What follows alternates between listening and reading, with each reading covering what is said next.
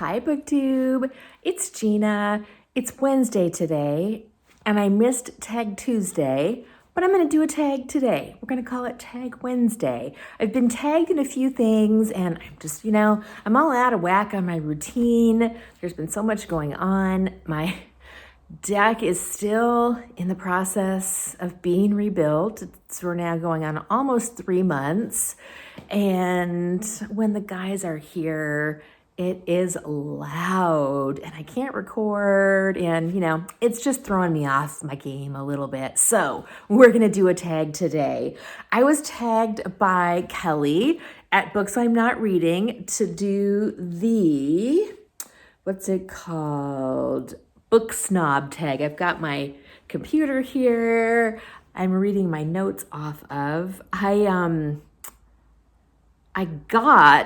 forgot to tell you guys, I got an iPad. I didn't buy it. My sister, who is a bit of a techie, has upgraded to a new iPad, and she had her old iPad that she wasn't using, and so she gave it to me. So maybe next time I do a tag, I will have my questions on a new iPad instead of on my computer, which would be awesome because they're so much easier to just hold and navigate. So that's really fun. Okay, so this is the Book Snob tag. I was tagged by Kelly at Books I'm Not Reading, whose channel I love. You should check her out if you have not already. And I'm going to tag a few people. I'm going to tag Well-Traveled Books, who does really fun tags and who did my Traveling with Books tag, and that's how I discovered her channel, and she's wonderful. I'm going to tag Anne with a Book, who may have already done this tag. This tag's been going around for a little while. And I'm going to tag Margaret Pennard, who I have not tagged in ages. I'll link, of course, everybody down below, and I would love it if you would check out all of their channels. They're all just wonderful. All right, so the Book Snob tag was created by Tia at Tia and All the Books, who is also wonderful. I had not seen her channel before, but go check her out. She's got a great channel. And it's got 7 prompts, and let's just jump right in. All right, the first prompt is Adaptation Snob. Do you always read the book before you see the movie? And no, I don't. I oftentimes, books and movies are honestly seem like 2 completely different things to me. So I don't even think about adaptations as being from a book, honestly, because they're usually so different. My 2 favorite book adaptations, I saw the movie first, and I actually think the movie's a little bit better than the book, believe it or not. That is The Enchanted April by Elizabeth von Arnim, which was adapted into a movie that is one of my favorite movies of all time, and 84 Charing Cross Road by Helene Hanff, which I love the book, but I love the movie even better. So if you haven't seen those, go check them out. Yeah, and I don't feel the need. If there's a movie coming out that's based on a book, I don't feel the need to read the book if I want to watch the movie, and vice versa. I just consider them as basically 2 completely different things. Prompt 2, Format Snob. You can only choose one format in which to read books for the rest of your life. Which one do you choose? Physical books, ebooks, or audiobooks? And I'd have to go with ebooks. I love my e-reader. It's really my preferred way of reading these days. I love to collect books. I love the way they look, but I don't actually read physical books very often anymore. I almost always read on my e-reader. I just love the experience. It's so easy. It's so comfortable. I can adjust the font. I can read in the dark, in bed. It's just wonderful. I love my e-reader.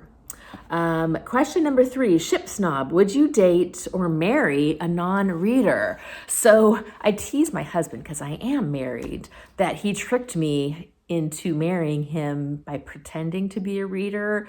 He used to read a lot more than he does now.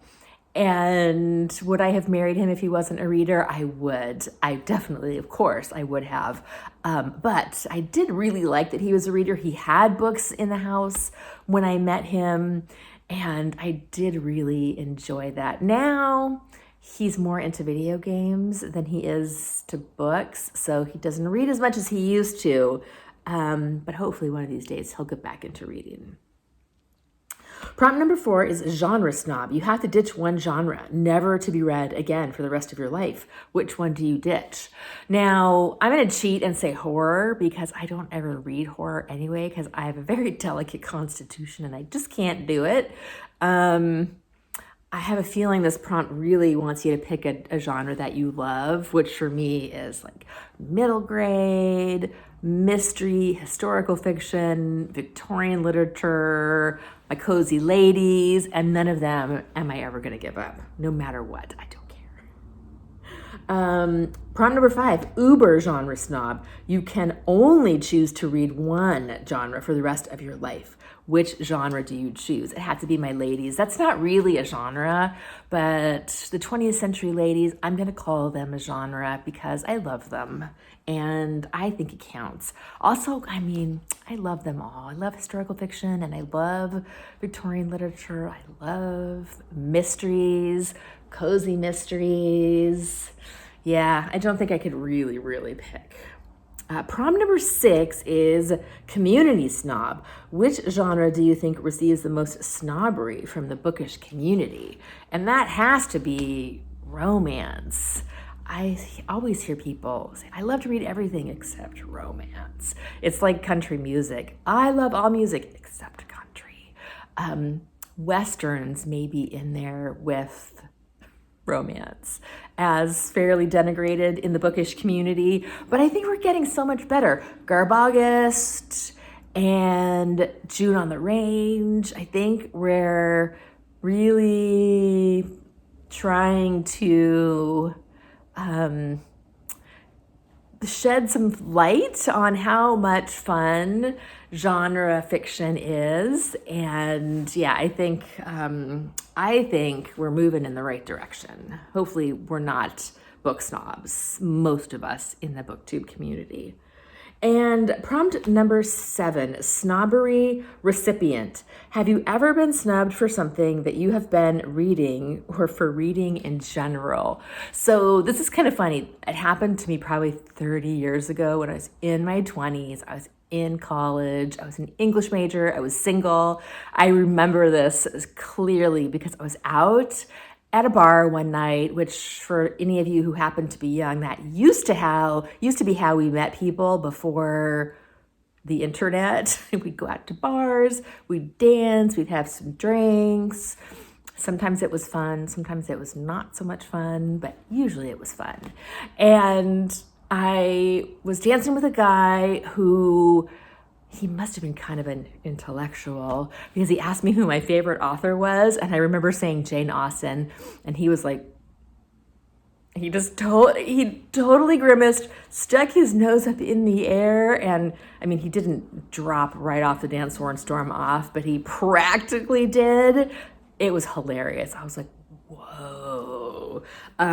So Jane Austen and I go way back when it comes to book snobbery. Can you imagine somebody thinking Jane Austen is such garbage that they won't even dance with you? Anyway, that's the last prompt. So this was a ton of fun. Thank you to Tia for creating this tag, and thanks to Kelly for tagging me. Bye.